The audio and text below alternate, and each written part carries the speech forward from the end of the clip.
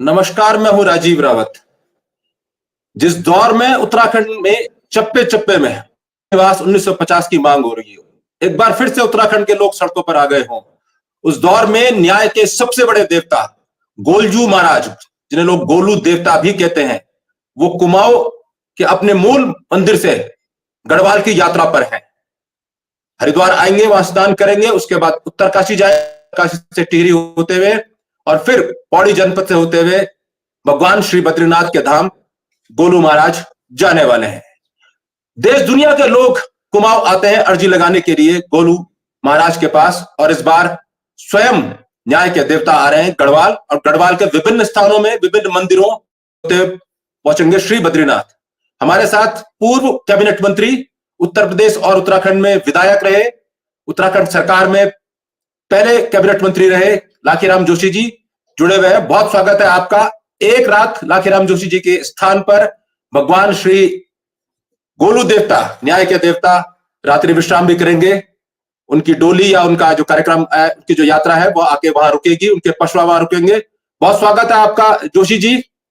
बधाई आपको इस बड़े कार्यक्रम के लिए कि जिन पे अर्जी लगाने के लिए लंबी लाइन होती थी, आप उनको लेकर गढ़वाल के विभिन्न स्थानों पर जाने वाले हैं और ये यात्रा आरंभ हो गई है कुमाऊं से। जी गोलू महाराज जी। जी हेलो जी हाँ, अब आ रही है। जी जी हाँ जी, अब बोलिए। जी जी जी चलिए, मैं नहीं करता। हमारे उत्तराखंड में जो प्राचीन जो तीर्थ स्थान है और जो हमारे प्राचीन महत्व के स्थान है, ऐसे चाहे वो देव मंदिर है, पौराणिक स्थान है, ऐसे उनको आपस में सांस्कृतिक रूप से उसको एक करने के लिए हम लोगों ने चंपावत से ये यात्रा का शुभारंभ किया है और गोलजू संदेश करके इसका यात्रा का नाम रखा है। पिछली अभी 3 साल पहले भी यात्रा निकली थी, उसमें बड़ा भारी जनता का सहयोग मिला, बहुत समर्थन मिला और उसके पुनरावृत्ति इस समय 3रे साल में हम लोग कर रहे हैं। तो हमारे टिहरी जनपद में भी ये 8 तारीख को ये यात्रा जो है वहां से उत्तरकाशी से रथी देवता मंदिर है वहां पर अलेरो में, वहां पर प्रवेश करेगी और वहां से फिर आगे चंबा बगासु देवता, चंबा में माता जी का मंदिर है वहां, उसके बाद जो है कटकोड़ में नरसिंह देवता मंदिर, उसके बाद जो है हरसेरा में भुवनेश्वरी माता मंदिर और बेरनी में बहुत प्राचीन जो है पौराणिक हमारा नागराजा मंदिर है। तो वहां पर 8 तारीख को ये कार्यक्रम है, रात्रि विश्राम बेरनी में होगा। और ऐसे फिर 9 तारीख को घंटागढ़ मंदिर में, फिर उसके बाद पोखरी में नरसिंह मंदिर, फिर पालकोट में जो कांडी नरसिंह मंदिर है वहां पर, और उसके बाद देवप्रयाग में जहाँ पर गंगा जी का उद्गम होता है, रघुनाथ मंदिर भी है। तो वहां पर जो है यात्रा का टिहरी जनपद से फिर यात्रा जो है पौड़ी जनपद में प्रवेश करेगी। इस प्रकार से पौड़ी जनपद में कार्यक्रम है, फिर उसी पर सभी 13 जिलों में कार्यक्रम है। तो सांस्कृतिक रूप से आदान प्रदान करने के लिए ये कार्यक्रम रखा गया है और इसमें लोगों का बड़ा भारी उत्साह है। बहुत लोग प्रतीक्षा कर रहे हैं यात्रा की और भव्य स्वागत जो है करने के लिए लोग तैयार है और मुझे लगता है कि इसमें ये बहुत ऐतिहासिक कार्यक्रम होने वाला है। और एक चीज और है, क्योंकि इनको अभी तक जो हम लोग जानते हैं, आम जन जानते हैं, हम ये जानते हैं 2 बातें। एक तो ये न्याय के सबसे बड़े देवता है और दूसरा ये कि अर्जी क्या लगती है जब आदमी निराश हो जाता है हुकूमत से, सरकार से, घर की बाहर की कोई समस्याएं होती हैं, तो इनके यहाँ जैसे कोर्ट में अर्जी लगाते हैं ऐसे अर्जी लगाते हैं। लेकिन इसके अलावा आम लोगों को, हम लोगों को बहुत ज्यादा पता नहीं है इनके प्रोसेस के बारे में। आप बेहतर तरीके से जरा तमाम दर्शकों को बता पाएंगे गोलू महाराज, गोलजू महाराज का महत्व और जो कैसे कैसे लोग यहाँ अर्जी लगाते हैं, क्या इनका? जी गोलजू महाराज जी का जो जीवन है, जो जीवन उनका बड़ा संघर्षमय रहा। जैसे भगवान कृष्ण के जीवन में तमाम बाधाएं, तमाम संकट आए, कष्ट आए, ऐसे जो है गोलजू महाराज जी के जीवन में भी बहुत कष्ट आए।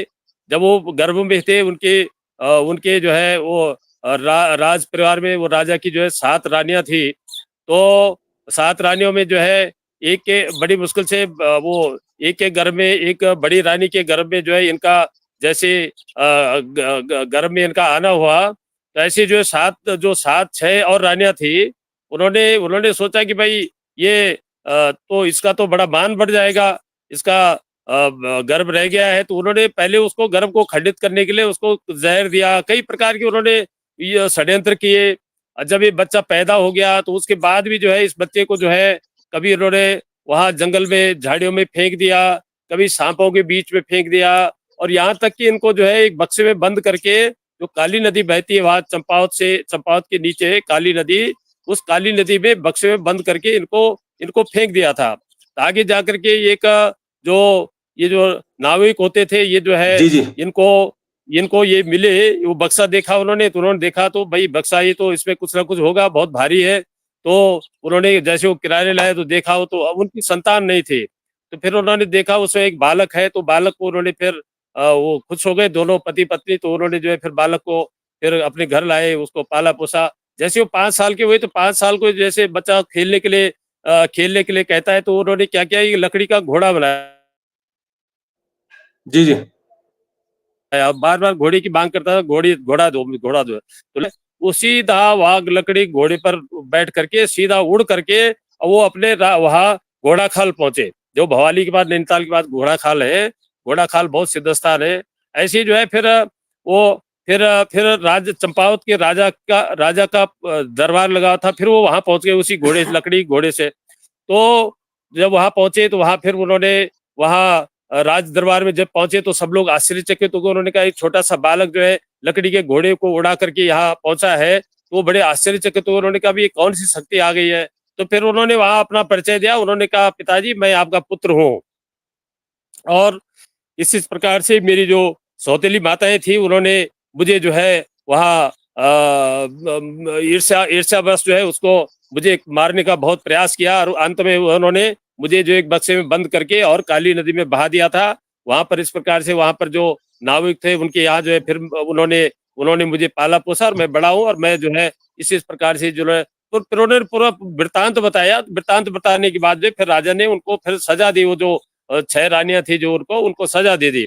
तो तब से इनको न्याय का देवता, तो फिर ये राजा जब बन गए तो इन्होंने पूरे क्षेत्र में जो है न्याय के रूप में प्रसिद्ध हुए हैं ये, और इनकी बड़ी मान्यता है।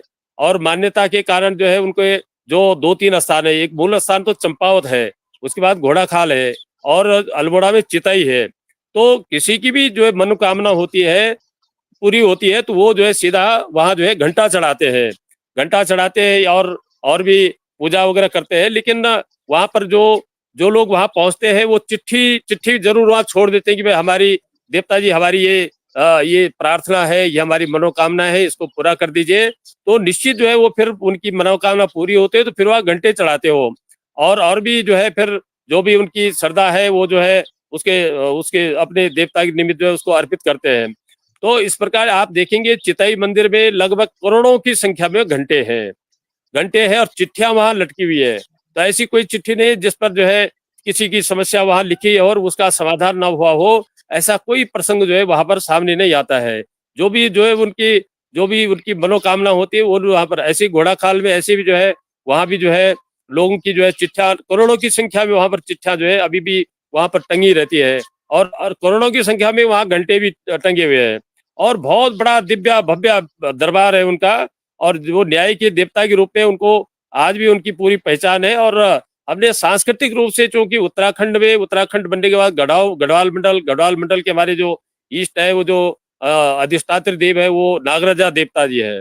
ऐसे कुमाई के जो है गोलजू देवता है। तो इन सबको देवस्थानों में जो है इनको मिलाने का, इनको एक करने का हमारा प्रयास है।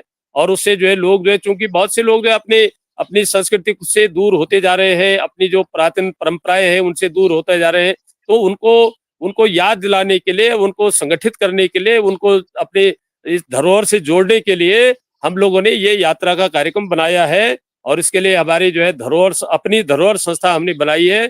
उसमें गढ़वाल मंडल से भी और कुमाई मंडल से भी तमाम जो उत्तराखंड के बहुत प्रबुद्ध लोग उसमें जुड़े हुए हैं, और उसमें जो है अपना योगदान दे रहे हैं। तो अपनी संस्कृति हमारी जीवित रहे, हमारी पहचान जीवित रहे, इसके लिए जो है हम लोग प्रयास कर रहे हैं। तो ये तो आपने बहुत महत्वपूर्ण जानकारियां उनके बारे में दी, कुमाऊं के राजा रहे। मैं आपसे एक चीज और समझना चाहूंगा, क्योंकि न्यायिक व्यवस्था जो देवताओं की भी थी, उसमें देवों के रूप में भगवान श्री शनि को कर्माधिकारी दंडाधिकारी का कार्य दिया था महादेव ने। तो क्या ये एसोसिएटेड है भगवान श्री शनि से, क्योंकि न्याय के देवता उनको कहा जाता है? गोलजू देवता क्या एसोसिएटेड है, या उन्हीं का कोई रूप है, या उन्हीं का अंश है? देखिए स्थान स्थान पर ये तो अलग अलग स्थानों पर अलग अलग देवताओं का महत्व है। और चूंकि कुमाऊं के जो है अधिष्ठात्री देव है, ये कुमाऊं के जो है इष्ट देव है, सभी लोग उनको इष्ट अपना इष्ट मानते हैं, तो उनका अपना महत्व है, वो न्याय करते हैं। और जो भी जितने भी देवता जितने भी हैं सब वो सब न्याय करते हैं। तो न्याय के रूप में इनकी प्रसिद्धि इसलिए है कि क्योंकि जो एक अपने क्षेत्र के देवता के रूप में, अब हमारे भी कोई इष्ट है तो हम भी जो है जब अपने इष्ट से प्रार्थना करते हैं तो निश्चित जो है उनकी मनोकामना पूरी होती है। तो उनको न्याय के रूप में इनको ख्याति मिली है। न्याय चूंकि पहले से बचपन से ही जन्म से ही ये जो है न्याय प्रिय है, तो इसलिए इनको न्याय प्रिय के रूप में इनको माना गया। न्याय का देवता इनको कहा गया है, न्याय का देवता। अच्छा, एक चीज आपसे और समझना चाहूंगा, आपने भी एक बार रुष्ट होकर अर्जी लगाई थी और अर्जी में इस्तीफे की धमकी दी थी, जिससे न्याय मिला, उत्तराखंड राज्य का निर्माण हुआ। अटल बिहारी वाजपेयी जी ने कहा कि नहीं भाई आप शांत हो जाओ, हम राज्य को बना रहे हैं, जब ये राज्य नहीं बन रहा था, जब आप विधायक होते थे उत्तर प्रदेश के जमाने में। लेकिन जिस रूप में आपने राज्य चाहा था, क्या अर्जी आपकी कंप्लीटली वैसी पूरी हो चुकी है? आज दशा आपको फिर अर्जी लगानी पड़ेगी कोई? उनकी आज जो भी अर्जी लगती है निश्चित रूप से वो अर्जी उसकी सुनवाई होती है, उस प्रार्थना को सुना जाता है। और न्याय के देवता के रूप में उनकी जो प्रतिष्ठा है वो ऐसी थोड़ी बनी है। वो तो हर किसी की सारी मैं जरा ये आपको याद दिला रहा था, और मैं आपको याद दिला रहा था, जी मैं आपको ये याद दिला रहा था कि जब उत्तराखंड राज्य नहीं बन रहा था, रुका हुआ था, आप विधायक थे उत्तर प्रदेश के सदन में, तो एक अर्जी आपने भी भेजी थी कि मैं विधायकी छोड़ दूंगा अगर राज्य नहीं बनेगा। फिर अटल बिहारी वाजपेयी जो प्रधानमंत्री थे भारत के, इस्तीफा दिया था। लेकिन जो है उससे पहले मैं आपको थोड़ा जानकारी दे दूं। उससे पहले जब मुलायम सिंह की सरकार थी और उत्तराखंड के लोगों पर उन्होंने दमन प्रक्रिया शुरू की, दमन चक्र चलाया उन्होंने उत्तराखंड के लोगों पर। तो उत्तराखंड के भोले भाले लोग जो है वो जो है गोलजू महाराज की उन्होंने अर्जी लगाई थी और ठीक 1 महीने के अंदर जो है उसका परिणाम सामने आया है। ये तो प्रत्यक्ष है। और 1 महीने के अंदर जो है जैसे वहां अर्जी लगाई थी, 1 महीने के अंदर जो है मुलायम सिंह की सरकार चली गई थी। उसमें यही उन्होंने कहा था कि ये देवता आप जो है हमको बचाइए, ये तो मुलायम सिंह ने हम पर बहुत अत्याचार कर दिए हैं। ऐसा ये जो है हम पर हमारे तमाम जो है माताओं बहनों पर जो है उनने इतना बड़ा जो है अपमान किया है, जगह जगह गोली कांड किए हैं। तो आप हमको इस कुशासन से, इस राक्षस राज से बचाइए। और ये 1 महीने का समय दिया था, तो 1 महीने में ठीक 1 महीने के अंतर्गाल वो जो है मुलायम सिंह की सरकार चली गई थी। तो उसके बाद जो इनकी प्रतिष्ठा और बढ़ी है। तो ऐसी जो है उत्तराखंड राज्य के लिए भी सब लोगों ने हमारी इच्छा थी कि भाई अलग राज्य बने, लेकिन कुछ उसमें व्यवधान आ रहा था, बाधाएं आ रही थी। तो हम लोगों ने भी सब अपने जो इष्ट है सबसे प्रार्थना की थी कि भाई हमको जो है आगे रास्ता दीजिए, हमारा जो है मनोरथ पूरा कीजिए। तो निश्चित जो है फिर हमारी जो अभिलाषा थी वो पूरी हुई है, हमारा उत्तराखंड राज्य बना है। हम सब अपने देवभूमि, चूंकि देवभूमि है तो देवभूमि ये तो देवताओं की भूमि है। देवताओं की भूमि होने के कारण जो है यहाँ पर जो है जो भी हम लोग संकल्प करते हैं तो सबसे पहले देवताओं को आगे रख करके हम कोई काम करते हैं। तो निश्चित जो है इससे जो है वो कार्य पूर्ण होता है और हमारा राज्य बना। इसीलिए मैं कह रहा हूँ कि जो आपने अर्जी लगाई थी, गोलजू महाराज की भी अर्जी लगी थी, आप बता रहे हैं, बड़ी बात है कि मुजफ्फरनगर कांड आदि के बाद और 1 महीने का वक्त दिया था गोलजू देवता ने और मुलायम सिंह की सरकार चली गई थी। ये बड़ी उपलब्धि, बहुत बड़ी बात है, जिससे सारे लोग हम लोग तो अनभिज्ञ थे और इस बात का आज आपके मुखारबिन से इस बात का प्रचार हुआ है, बहुत बड़ा महत्व है। लेकिन उसके बाद एक अर्जी जिसको आप कह रहे हैं आपने रिजाइन भेजा था लिख के, और आपकी अर्जी को स्वीकार करते हुए अटल बिहारी वाजपेयी जी ने इस राज्य का निर्माण कर दिया था, आपको मनाया था कि रिजाइन वापस ले लो, हम राज्य को बना रहे हैं। लेकिन उसके बाद आपने फिर आपने एक अर्जी लगाई थी, और जो आपने एक अर्जी और लगाई थी और आपने कहा था कि कुछ क्षेत्रों को इसमें शामिल मत कीजिए, नहीं तो भविष्य में दिक्कतें आएंगी। और एक अर्जी आपने और लगाई थी कि उत्तराखंड के मूल निवासी को ही यहाँ का मुख्यमंत्री बनाया जाए। आपने तब पहले मुख्यमंत्री जो नित्यानंद स्वामी जी बने हैं, मुझे ध्यान है, आपने कहा था ये मिथ्यानंद है, और सारे अखबारों की बैनर हेडिंग छपी थी जिस दिन उनका शपथ ग्रहण होना था। पहले पन्ने की पहली जी, हेडिंग। जी, आपने उस दिन चिता दिया था, लेकिन उस दिन जी, आपकी अर्जी शायद दिल्ली की हुकूमत के जो लोग भी समझ नहीं पाए, और उसका नतीजा आज ये है 25 साल बाद कि मूल निवास और स्थायी निवास नाम की बीमारी पैदा हो गई, और आज पूरा उत्तराखंड एक बार फिर बीमारी सड़कों नहीं पर है। है, देखो, ये और तो न्याय के हमारा देवता आपके अधिकार साथ है। रहेंगे। देखिए, जी, जी, ये तो देखिए, मूल निवास और अस्थायी निवास की जहाँ तक बात है, तो अस्थायी निवास किसी भी भारत के किसी भी राज्य में अस्थायी निवास की परंपरा नहीं है। हमारे खाली एक उत्तराखंड राज्य है जहाँ अस्थायी निवास को मान्यता दी गई है और मूल निवास को दरकिनार किया गया है। ये हमारी लोगों की डिमांड, जो मांग है, ये बहुत न्यायोचित है, और ये हमने निश्चित रूप से ये गोलजू देवता जी के यहाँ दरबार में भी हमने प्रार्थना लगाई कि हमारा मूल निवास है, हम मूल निवासी जो है, हमारा जो स्वाभिमान है, हमारी जो पहचान है, वो जीवित रहनी चाहिए, और हम लोगों का जो ये उत्तराखंड राज्य है, ये मूल निवासियों के कारण बना है। मूल निवासियों आज जो बाहर से जो हमारा ये जो जनसंख्या का जो ये जो घनत्व बिगड़ रहा है, अनुपात बिगड़ रहा है, इससे सब लोग चिंतित है, और निश्चित रूप से हमारी मनोकामना जो है वो गोलजू देवता के माध्यम से पूरी होगी। हम हमारा ये पूरा विश्वास है। अब आप जिस मार्ग से गोलजू महाराज को ले जा रहे हैं, आप फकोट में जो मंदिर है वहां ले जाएंगे, फकोट के बाद आप भुवनेश्वरी मंदिर आ रहे हैं, जो भविष्य की बनने वाली मार्ग है, खाड़ी टू शिवपुरी संभव, और वो मार्ग लटका हुआ है लंबे कारणों से। आप लोगों ने लंबे समय से पहल की थी उस पर, और उसी वहां पर विद्या नरसिंह जी का जी उसी मार्ग पर भुवनेश्वरी माता के मंदिर में आप ले जाएंगे गोलजू महाराज को। जब दोनों देवताओं का मिलन होगा तो वो मार्ग जल्दी बने, उसकी बाधाएं दूर को भी लगाएंगे। नहीं, बाधाएं दूर हो गई है तो बहुत अच्छा हुआ है। देखिए, वो माता जी की कृपा से जो है, वो गोलजू महाराज जी की कृपा से वो बाधाएं दूर हो गई है। वो जो हमारा शिवपुरी जाजल मोटर मार्ग था, उसकी जो है पर्यावरण विभाग से स्वीकृति मिल गई है, और वो जल्दी अब उस निर्माण की दिशा में आगे बढ़ेगा, जल्दी उसका निर्माण होगा। तो ये लोगों की जो इच्छाएं थी वो पूरी हुई है, निश्चित हुई है। तो ये तो बहुत बड़ी बात है कि जो है, देखिए, यात्रा से पहले जो है हमको खुशखबरी मिली है। पूरे क्षेत्र में बहुत खुशी है लोगों में इस बात की कि जैसे यात्रा का यहाँ आगमन हुआ, उससे पहले ही जो है लोगों को एक खुशी मिल गई। तो ये बहुत बड़ी बात है, और वो स्वीकृत हो गया है, वो वन पर्यावरण विभाग से स्वीकृत हो गया है। अब कोई इसमें बाधा नहीं है, निश्चित ही वो बाधाएं पूरी हो गई है, वो दूर हो गई है, और अब उसका मार्ग निर्माण का रास्ता प्रशस्त हो रहा है। अब आप उसके बाद गोलजू महाराज जी आपके निवास पे रहेंगे। मैं दो चीजें समझना चाहूंगा दर्शकों की तरफ से। क्या इस यात्रा के दौरान भी अर्जियां स्वीकार करेंगे महाराज जी? गोलजू महाराज जी डोली के रूप में आ रहे हैं, क्योंकि नहीं, वो उनका रथ के रूप में, उनको वो रथ के रूप में आ रहे हैं, रथ आ रहा है, उनका रथ बना है, बहुत दिव्य भव्य, और लोग अपनी अर्जी लगा सकते हैं उसमें कोई बाधा नहीं है। वो अपनी अर्जी जो है, जो उनकी इच्छा है वो कर सकते हैं, उसमें कोई दिक्कत नहीं है जी। और हमारे यहाँ तो नागराजा देवता जी का जो बहुत प्राचीन पीठ है, ये बहुत प्राचीन मंदिर है यहाँ पर, और प्राचीन मंदिर स्थान होने के कारण जो इसका बड़ा महत्व है। और नागराजा देवता तो देखिए, उनका तो अलग ही महत्व है। पिछली बार जो है, जो सिलकारा सुरंग में जो है वहां पर मजदूर फंसे थे, तो वहां पर काफी प्रयास करने के बाद जो बाहर नहीं निकले, तो वहां पर जो देवता है, वहां जो बौखनाग जो है, नाग देवता की आज जब उन्होंने अंत में अर्जी लगाई, तो उन्होंने कहा, देखो, तीसरे दिन मैं इनको बाहर निकाल दूंगा, और ठीक तीसरे दिन जो है वो बाहर निकल गए थे सारे लोग जो है। तो ये देवताओं की लीला है, उनकी कृपा है, ये बहुत बड़ी बात है। और निश्चित जो है, हम लोग जो भी कार्य करते हैं वो देवताओं के मार्गदर्शन में, उनके परामर्श से, उनके आशीर्वाद से ही वो कार्य पूरे होते हैं। और जितने भी लोग यात्रा से जुड़ेंगे, तो दोनों शक्तियों का मिलन है, तो दोनों शक्तियों का आशीर्वाद सबको मिलेगा। निश्चित रूप से उनकी मनोकामनाएं, उनकी जो समस्या है वो दूर होंगी, और क्षेत्र में, परिवार में उनके खुशहाली आएगी, ऐसा हम लोगों का मानना है। और एक और विषय को लेकर कि एक और समस्या आने वाली है बहुत जल्द, उत्तराखंड में पांव पसार चुकी है, इसका नाम है यूसीसी।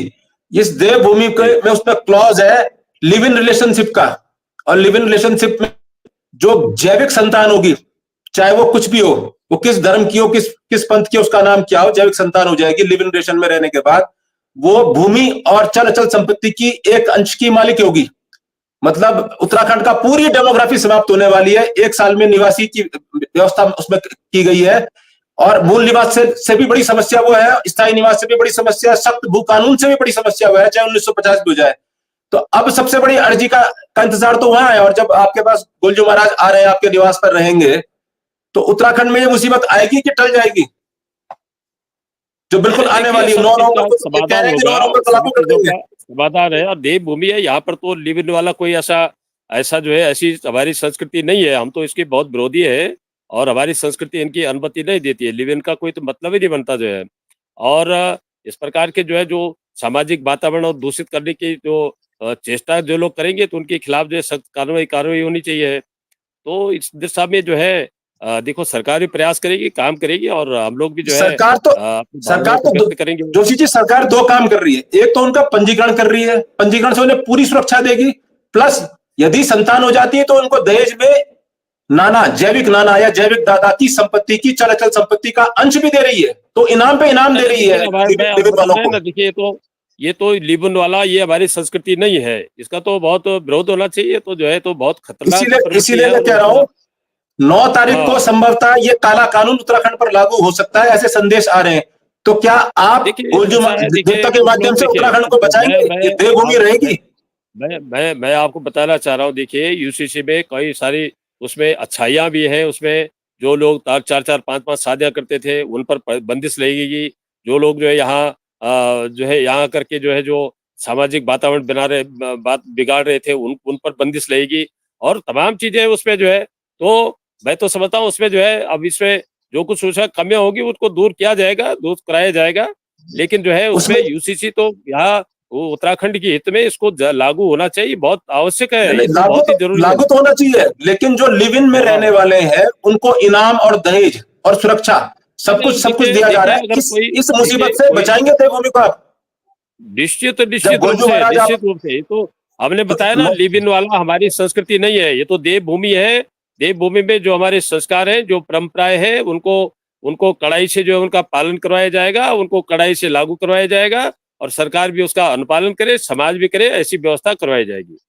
लेकिन सरकार के अफसरों ने पीछे वाले पन्नों में ना 800 पन्नों का ड्राफ्ट है, पीछे के पन्नों में तमाम व्यवस्था कर दी है। जो लिव इन में रहेगा उसको इनाम ही इनाम, उत्तराखंड आओ, इनाम पाओ, चल संपत्ति के मालिक बन जाओ।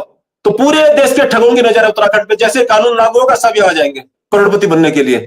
क्या आप और गोलजू महाराज, क्योंकि 9 तारीख को मेरी अंतिम शब्द नहीं होने देंगे, आप और गोलजू देवता बचा देंगे उत्तराखंड को इस मुसीबत से? 9 तारीख को कह रहे हैं लागू कर देंगे। अरे उनकी शक्ति को आप लोगों को पता नहीं है। उनकी शक्ति तो इतनी शक्ति है कि वो क्या नहीं कर सकते, बताइए ना। उनके हाथ वो जो क्या नहीं कर सकते जो है। और फिर ये कि सबसे बड़ी बात है कि हम लोग जो जनता है, जनता का जो हम लोग जो मानते हैं कि भाई हमारी जो संस्कृति है उसको बचना चाहिए, हमारी जो यहाँ की परंपरा है उनको सुरक्षित रहना चाहिए, उस दिशा में हम लोग प्रयास करेंगे और देवताओं का भी आशीर्वाद लेंगे उसमें, निश्चित रूप से। उसमें तो सरकार से भी निवेदन करेंगे भी आप जो है उसको, जो अगर कोई अभी तो हमारा पूरा ड्राफ्ट आया नहीं है, लेकिन जैसे आएगा तो बात करेंगे। जोशी जी, पूरा ड्राफ्ट आ गया है, नियमावली बन गई है, राष्ट्रपति जी के दस्तखत हो गए हैं। उसके बाद आकर यहाँ मसौदा तैयार हो गया है, जब लागू होगा, कैबिनेट तक पहुंच गया है, कैबिनेट तक पहुंच गया है। ये देखते हैं, लागू होगा तब देखते हैं। नहीं, लागू मत होने दीजिए ना। नहीं, देखिए ऐसा है, उसको अब उन्होंने, सरकार ने अब उसमें जो व्यवस्थाएं की है, उसमें तो जब आप लोगों को पता चले कि भाई क्या व्यवस्था है, क्या है, कोई अच्छाइयाँ, कुछ अच्छाइयाँ भी है, कुछ बुराइयां भी होगी, उसको दूर ठीक किया जाएगा उसको जो है जी। नहीं, उसको सामने से कहा जा रहा है यूसीसी कानून, लेकिन अंदर खाने है वो लिव इन कानून। अभी तो हमारा देखिए पूरा फोकस जो है इसमें यात्रा पर है, हम लोग यात्रा में है अभी तो। जी। अभी जी कल जो है कल वहाँ अभी हम निकल रहे हैं बद्रीनाथ में, जो आप हरिद्वार आज रिसीव करेंगे यात्रा को गढ़वाल के द्वार में। और मैं ये कह रहा हूँ कि उसके बाद 10 तारीख को रात्रि विश्राम है बद्रीनाथ में, और उसके बाद एक लंबा गैप है, गैप के बाद फिर कुमाऊं यात्रा है। तो उतने दिन जो महाराज क्या गैप नहीं है, गैप नहीं है, वो तो लगातार यात्रा है। वो हो सकता है बीच में वो कुछ पूरा कार्यक्रम आप लोगों को नहीं भेज पाए होंगे, लेकिन वो पूरा कार्यक्रम है, 24 तक है, वो 24 तक है जी। 4 तारीख से 24 तारीख को, 24 तारीख, हाँ 24 तारीख लगातार है वो अल्मोड़ा सभी 13 जिलों में कम से कम 2-2 दिन का, एक 1.5 दिन का, 2-2 दिन का कार्यक्रम है। वो लगातार है, वो कहीं गैप नहीं बीच में जो है।